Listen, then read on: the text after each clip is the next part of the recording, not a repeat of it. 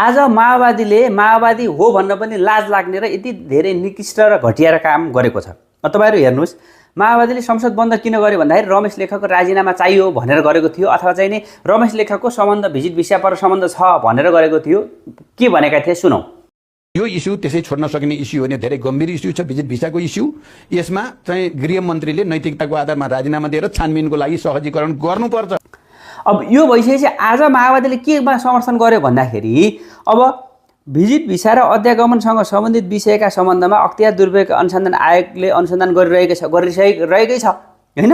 उक्त कार्यालय अख्तियार दुरुपयोग अनुसन्धान आयोगले निष्कर्ष पुर्याउने नै छ। यसमा के गर्नु पर्यो, किन माग राख्नु पर्थ्यो। अब उक्त विषयका सम्बन्धमा छानबिनका लागि आवश्यक सहयोग गर्नेछ सरकारको सहयोग त गरिहाल्छ नि। माओवादी आन्दोलन गर्नुपर्छ, हाउस बन्द गर्नुपर्छ, विरोध गर्नुपर्छ, सिम्पल कुरा छ। हेर्नुस्, अर्को कुरा त्यस्तै छ।